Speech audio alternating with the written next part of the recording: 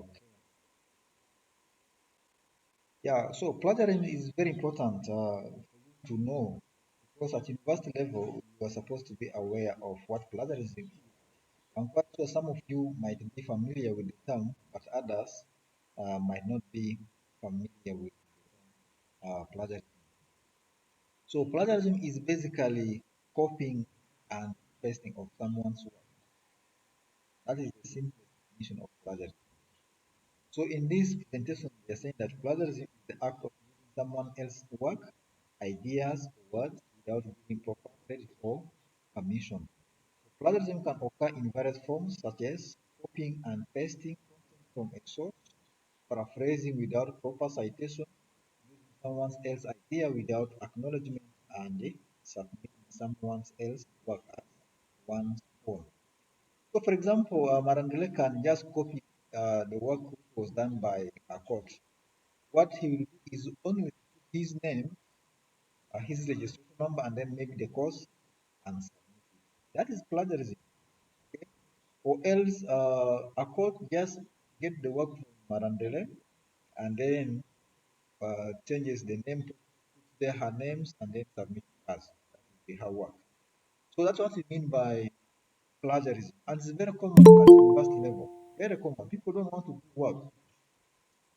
People don't want to do their work. They just want to be copying things from others. That's not allowed. You want originality. You want you to use your own brain to do your assignment.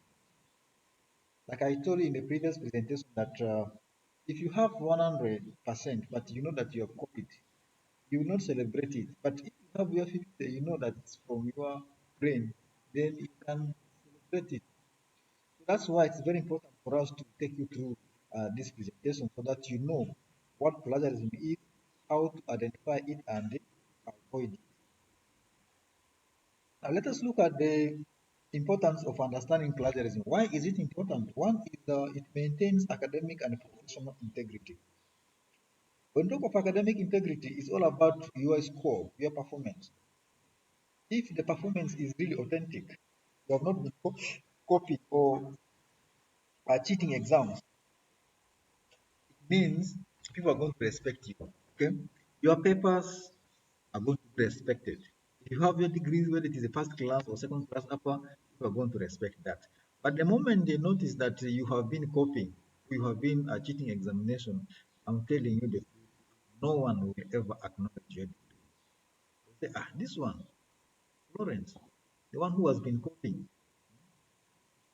they will never respect that. Even when talk of professional integrity at workplace, most of people are working and I don't know the kind of job you're doing, which organization, but if they realize that you have been practicing plagiarism at university, then no one will respect you at work. Even the people who you are supervising will not be listening to you because that's what you call stealing intellectual property. That's what you mean by stealing. So don't involve yourself in plagiarism because it will damage your image as an academician, it will damage your image as a professional. That is the advantage number one for plagiarism, if you are to understand.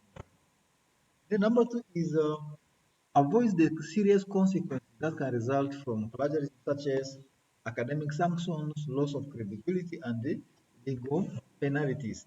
You can be taken to court easily if you are a victim of plagiarism.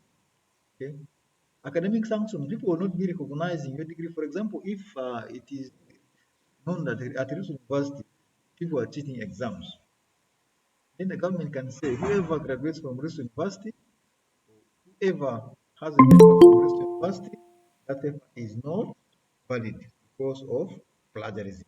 That is how plagiarism can affect you.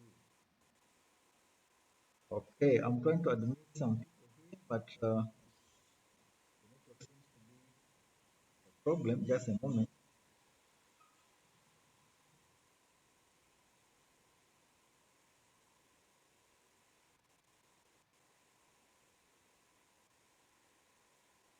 Just a moment.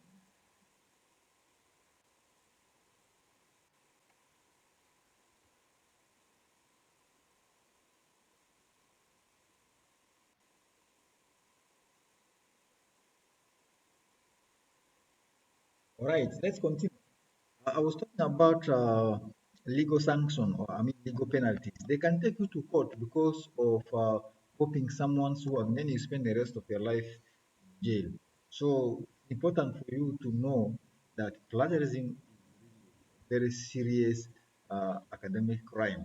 Do not ever think of it. The next importance of understanding plagiarism is it develops good research and writing habits that can enhance your academic and professional success. For those of you who already have your diploma, by now you know what the research proposal or project is. You must have done research. And if you have a diploma but you have never done research, just know that you went to a wrong school. I want to tell you frankly, if you have diploma but you do not do research, you went to a wrong school.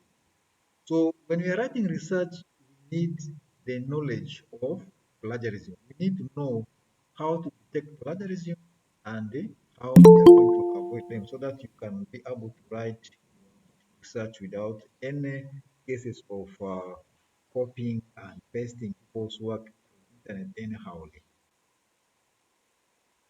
Oh, people keep on I'm keeping on admitting people here. That's why it is a little bit distracting me, but it's okay. Part of us.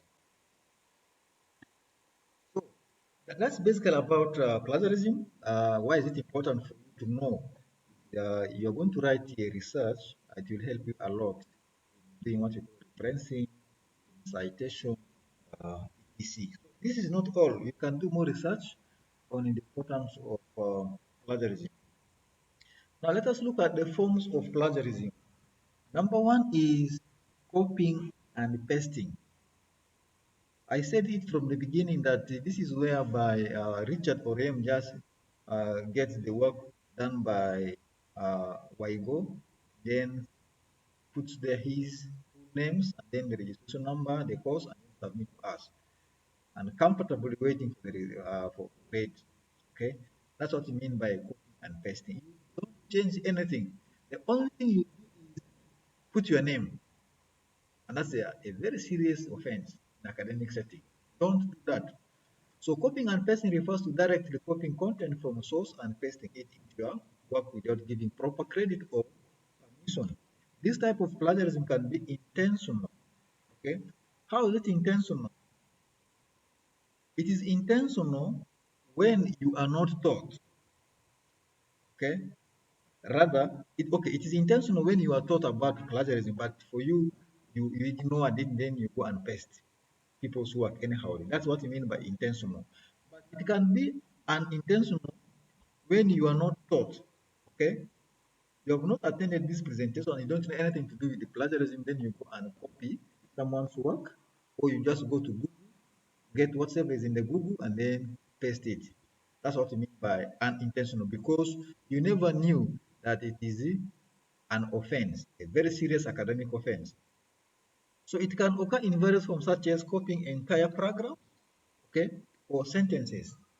You can decide to copy the entire paragraph. A paragraph can consist of more than 5, 6 lines. For you, you copy the entire of that paragraph, or you can just copy 2, 3 lines from the paragraph and then paste it. That's what by copying and pasting. So it's basically getting exactly what is in the source, then transfer it to where you want it to be. That is form number one of plagiarism. The next form of plagiarism is paraphrasing without proper citation. Paraphrasing is basically rewriting the author's words in your own word without changing the meaning. So here they are saying that the paraphrasing refers to a restating someone else's ideas or words in your own word. That's basically about rewriting. However, paraphrasing without proper citation can still be considered plagiarism if the original source is not properly acknowledged. So you can see, you'll be comfortable paraphrasing or rewriting the text thinking that you are trying to avoid plagiarism, but you are not avoiding plagiarism because the original text, I mean, the original author of the text is not acknowledged. For example, I can make a statement saying that it is too hot in Juba. Okay, I'm the original author of that statement. Okay, it is too hot in Juba. Now you want to paraphrase this as a student, you are trying to avoid plagiarism. So you can say the heat in Juba is unbearable. Full stop. Now, if you stop there, of course, you have paraphrased this successfully.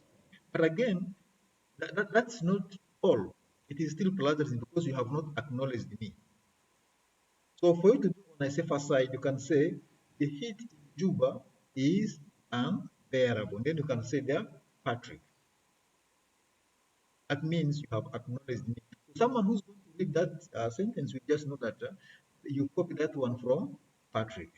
So that's what you mean by paraphrasing. So it is another form of plagiarism. You do paraphrasing, but without citation. It is a very serious offense. The next one is now using someone else's idea without acknowledgement. This is like copying and pasting. But with the copying and pasting, you are simply copying the text, a written text, which is just like this. You highlight the whole of it, okay? Then you go on your Word document, then paste it there. That's what you mean by copying and pasting. But with the copying someone else's idea, an idea, I can generate an idea. For example, maybe I will say that for me, instead of attending live lectures like this, I'll be watching the recorded session. That's my idea. Okay. Then I go also say, okay, I'll also be watching recorded session instead of attending live lectures. So that's what you mean by idea. They're just exactly copying someone's idea without acknowledging the original source of that particular idea. So it becomes a plagiarism. So here they're saying that as using someone else's idea without acknowledgement refers to incorporating an idea or concept from a source into your work without giving proper credit or permission. So this can occur when the idea is used without modification or when the source of the idea is not properly cited. So that's another plagiarism. The next form of plagiarism is submitting someone else's work as one's own. That is also plagiarism.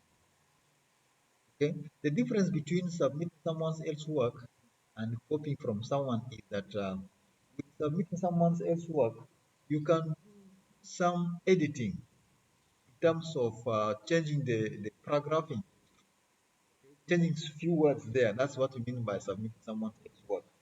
If the person uh, has five, six paragraphs for you, you will now begin with the last paragraph as your paragraph number one, thinking that you are dodging plagiarism. But the truth of the matter is, you are not dodging plagiarism. So that's all about submitting someone's work as if it's yours. So submitting someone else's work as one's own refers to presenting someone else's work, such as an essay or a research paper.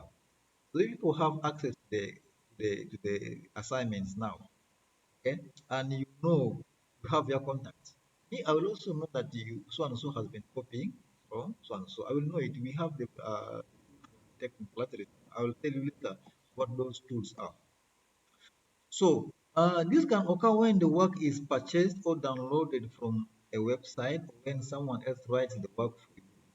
It is also plagiarism. You go to the internet, download whatever you see, then put your name, submit. That is plagiarism. And then hiring someone else to do for you the assignment is also plagiarism because it is not your brain. Where you can be comfortable thinking that this is my brother, this is my uncle or auntie, he can do for me the work. That's plagiarism. So avoid that. If you have that mentality of giving the assignment to be done by someone, please avoid because you are just doing what you call plagiarizing. However, you can consult someone who is ahead of you, okay, to check whether he or she has an idea on the question set in terms of interpreting the question, or if there is any vocabulary or technical word you have not understood the meaning, you are free to seek assistance from outside, but not necessarily hiring someone to write for you. That is plagiarism. By the way, we can even get you if you hire someone to write for you because we have oral exams. Oral exams is our main method of assessment. give you the formative exams, the oral exams, and then the summative. During the oral exams, we question you what you okay. We question you what you had been doing in your formative. But if you cannot defend that, then the conclusion, of course, is that you were not the one who did the exams. So that is how we get students who are giving their work to be done by relatives or their friends. So that's another form of plagiarism. Then let us look at the consequences of plagiarism. Of course, plagiarism comes with a very huge impact. Number one is the academic consequences, where you people are now. Academic consequences of plagiarism can include failing a course. Okay? We can give you zero when we have noticed that you have been copying.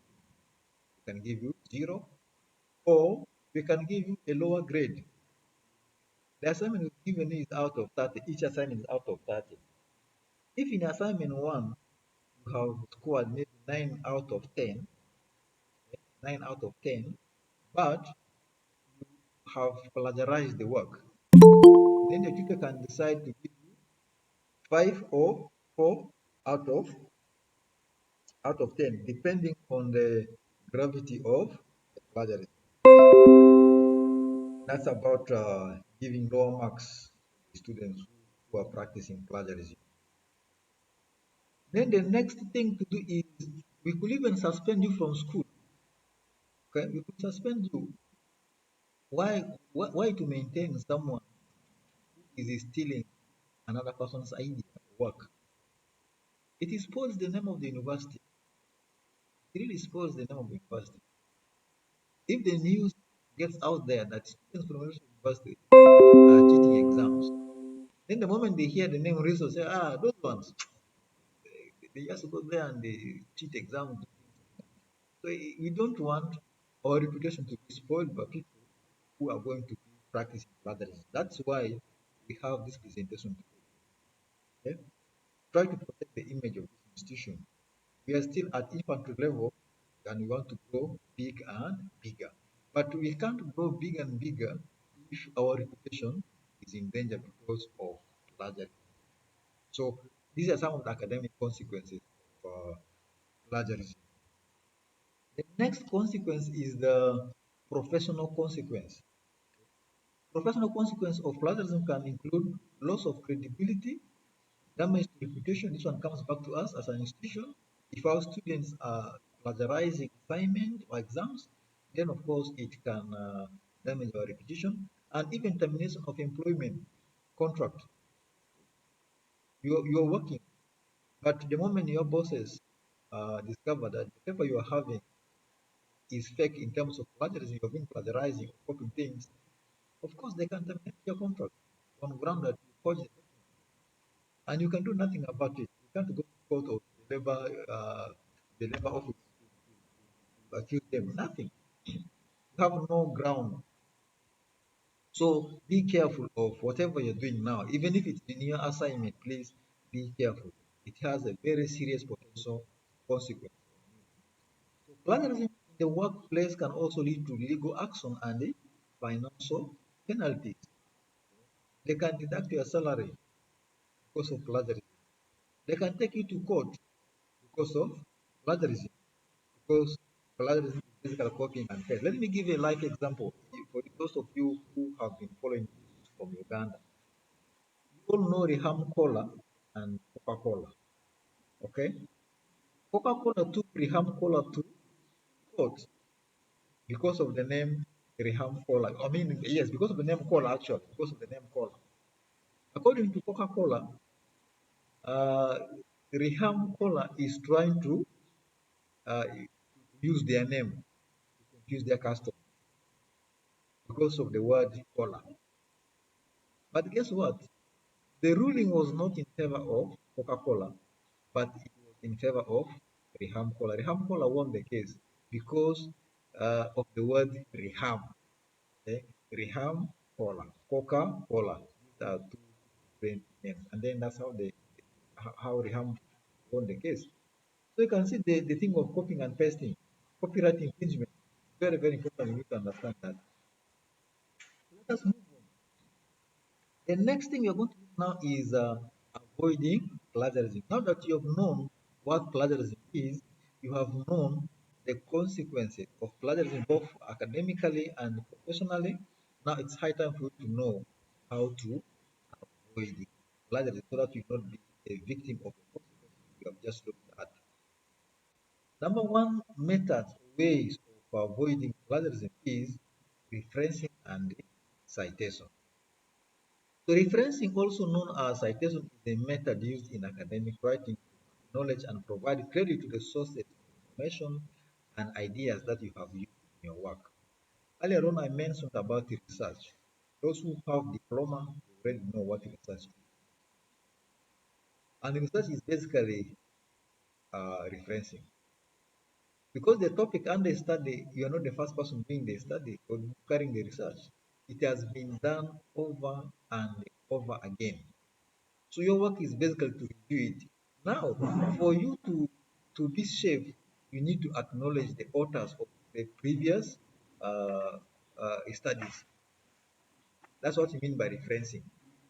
Otherwise, if you don't do referencing in your research, then your research will be nullified on ground of plagiarism. That's very important. You need to know that. Referencing and citation is extremely important as you are writing your research or any other academic paper. However, in examination, we don't expect you to give reference. If it's a physical examination, do not give reference. Because if you give reference, it means you have used someone's ideas. Because in exams, we are examining your brain. We are examining your level of understanding. If you are doing your citation, giving references, it means it is so. Take note of that seriously. In assignment, reference is allowed, but in an examination, especially the physical examination, reference is not allowed. If you're going for an interview, bear in mind that reference is also not allowed because in interview they are basically asking you. So that is number one method of avoiding plagiarism. Number two is okay. Let's first look at the purpose of referencing. Why do you reference your work? One is giving credit. Referencing acknowledges the original authors or creators of the information, giving them proper credit for their work. Like I've told you, research has been done even before you were born on that topic you're going to. Research has been done. So for you to use their work, you need to acknowledge them by citation, by giving reference. Number two is to provide evidence. By referencing reputable sources, you provide evidence to support your arguments and claims, making your work more credible and reliable. So it means you have visited the most reliable source. Okay. For example, if I come and tell you today that tomorrow is a public holiday, I'm declaring tomorrow a public holiday. How many of you will believe in what I'm saying? You can't. Why? Because the source, who am I, by the way? I'm not uh, in any way representing the government at any level. And such kind of information normally comes from one is the Ministry of Labor and Human Resource Development, then maybe the Ministry of Information Science and Technology, something like that. Honorable Michael Makwe. Okay. Now, if such information comes from the Ministry of Labor and Human Resources Development, of course, it's reliable. You can easily rely on that not to come for work tomorrow. But for you, if you want to rely on what Patrick is saying, then you absent yourself from work tomorrow, you're going to be in a very serious problem. Because the source is not credible. That's what you mean by providing evidence. And if I'm to say that tomorrow is a public holiday, I need to give evidence also. Okay? Says who? Maybe Minister of Labor and Human Resources Development, or maybe government spokesperson, Honorable Michael. I'm referring to him as the author of that. So that's what we call the purpose of referencing. Do referencing basically for this purpose. Now let us look at purpose of referencing, we are continuing the purpose of referencing. The next one is allowing further research. Okay. If you give reference, the person who's going to do research on the same topic will refer to your work for literature review. Because in research, we have a section called literature review. I think that is chapter 2. Chapter 2 of the research is all about literature review, whereby you are reviewing the existing literature or studies which had been conducted on the topic. So if you have a reference or citation, the person who's going to do the next research on the same topic will refer to the text because you have given a clear reference to his or her research. Then access the sources you used, enable them to explore the topic for further verification and then information, etc., something like that. So that is the purpose of referencing. So after that, we need to look at Harvard referencing. There are very many types of Harvard, I mean, very many types of referencing. But in academic setting, we encourage the use of Harvard referencing style. So not only at this university, even most universities in the world, they are using Harvard referencing styles. So Harvard referencing style, also known as the author-based system, has a specific rules for in-text citations. So here are some general guidelines to follow. Number one, include the author's last name and the publication year. For example, mid 2010. So this is what you call one author. Okay. The last name, for example, my name is Patrick Datu. So my last name is Datu. If I'm the author, you can say Datu 2023. If that paper or text was published in 2023. So basically, that is the when you are doing citation from one author. So what happens if you're doing your citation from two authors? If there are multiple authors, use an ampersand in bracket and sign between the last two authors' names and use ETL meaning and others. Okay, this word ampersand is what we mean by this one in the bracket and sign. Okay, between the last two names and use ETL when there are too many, more than two. So, for example, two authors, Johnson and Smith 2018. So we are assuming that Johnson is the last name and then Smith is the last name, then separated by comma 20, 2018. That is when you are doing your citation for multiple, the authors. But remember for the first one, single author just put the last name, comma, then the year of uh, publication. What happens if you have more than two authors? This is what you do. If you have more than two authors, you write the last name of the first author. So here you don't need to write all the names of the author because they might be more than five, six, and you have no time to write all of them. What you need to do is you just write the last name of the first author and then you write your ETL, then comma the year of publication. So when I'm reading or when someone is reading, the person will know that there are very many authors of the idea. But for you, if you are just going to write all their names, it becomes again plagiarism. Because plagiarism can also be in forms of improper citation. If your citation is not proper, then you are causing what you call plagiarism. So basically, that's what you mean by more than two authors. Remember to use ATL. ATL means more than, but for two authors, the last name of the first author, then and then the last name of the second author, comma, then the year of publication in bracket. So let us move on. We are continuing still with the Harvard referencing style. So when citing a source with no identifiable author, use the title of the work or the organization responsible for the content. For example, with the title, you can just say Global Warming Facts 2019. So here you are not sure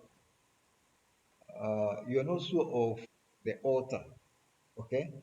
If you are not sure of the author, you can look at the title of the document, then the year of application. That's okay, just like that. So the next one now is the organization. If you are citing uh, things from organization website, okay, this is what happened. World Health Organization 2022. You can also decide to put it in abbreviation. WHO 2020 or WHO 2020.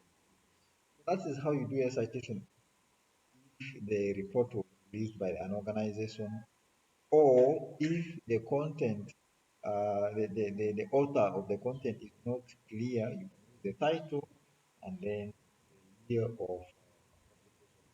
Basically, that is how referencing style of Harvard works. So the next one is we still continue with the referencing style.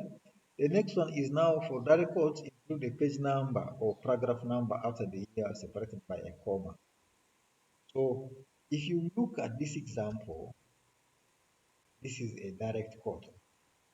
The direct quote, you just quote exactly what is in the text. The difference here is you need to include the page number. If you see P stands for page number. If you see one P, it means that text can be found only on page 26.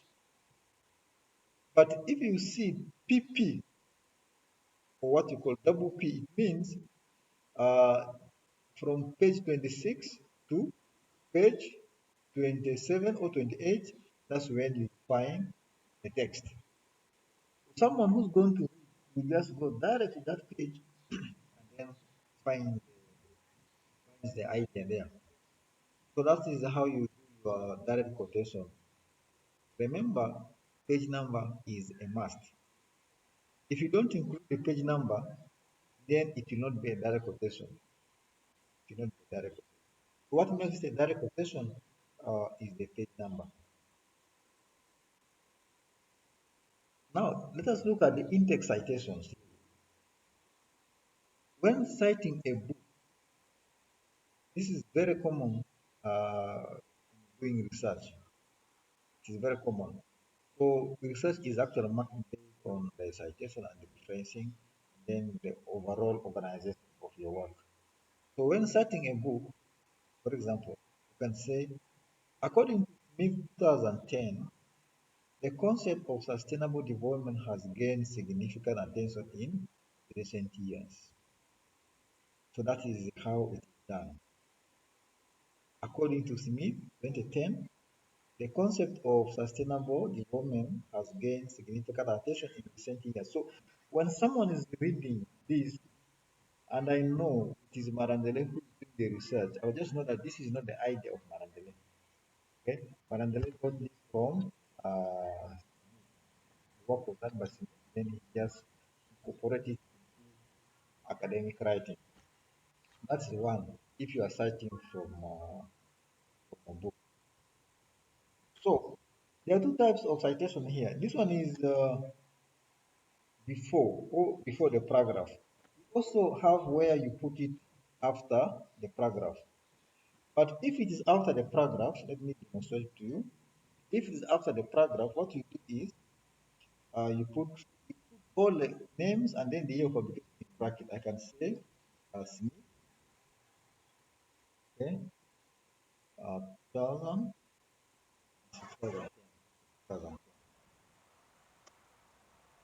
Then this full stop will not be there. I'll remove this full stop, then I'll put it here,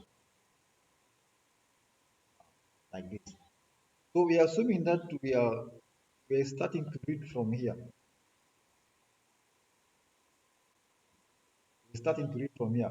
The concept of sustainable development has gained significant attention in recent years, mid 2010. That one is done after the paragraph. That's how you put it. The name of the author and the year of publication are all in what? Bracket. But if it is before the paragraph, or in the beginning, you make sure that you follow this format. This is very important. Very important. Sometimes you can do it this way. Instead of saying according to Smith 2010, you can say remove this according, then you write here Smith 2010 states, okay, it states that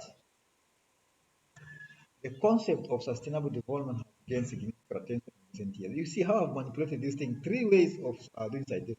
You can begin this way, or the other way, or put your citation at the last, I mean, at the end of your paragraph. So that's how you do citation of the book. Now, when you're citing a journal, what do you do? The study conducted by Johnson, ETEL. If you remember the explanation I gave you, when you see this, it means there are more than two authors. If you see ETL, there are more than two authors. So the study conducted by Johnson, ETL, revealed a positive correlation between the exercise and the mental well-being. So that's what you call citation from the journal. So this kind of citation is basically from journal. You cannot put the author's name in brackets. Don't. This is journal. But for the book, you can put the author's name in the bracket if it is at the end of your paragraph. So it is very difficult for you to master it now, but after this presentation, I would like you to use the internet, just do simple research about Harvard referencing example citation. Summarize them. Now let us move on. We are still continuing with the Harvard intake citation rule. Number three is when starting a web page with an author, this is how it's supposed to be. This is how it's supposed to be. The World Health Organization 2022 emphasizes the importance of vaccination in preventing the spread of infectious. So that's what we call web page citation, just like that. What is the difference? You might think that there is no difference, but there is a huge, huge difference. With the citation from the web page, there is no comma, and then the name of the organization is not in the brackets, outside the bracket, and it is normally supposed to be at the beginning of the paragraph. Don't put it at the end of the paragraph. So number four is when you are citing a web page without an author. The first one has an author. This one, the author is a WHO. Okay. So without an author, remember the rule. You can use the title and then the year of the publication. For example, highlights global warming facts 2019 highlights the impact of greenhouse gas emissions on climate change. That's what you do when you're citing from web page without an author. You don't know the author of the article. That's what you do. So with this, you put the name, the title rather, you put the title in quote. Okay, this is what we call quotation quote. Put your title here, and then this will be in bracket. But if you remove the bracket out and you leave it like this is very wrong.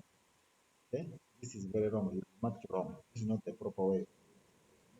Uh, the brackets are there. So that's how you do your citation for web page using author. The next one now is when citing a direct quote. Education is the most powerful weapon which you can use to change the world. Mandela 23, page 26. That means we just copied exactly what is in the text, exactly the way it is. without changing the words.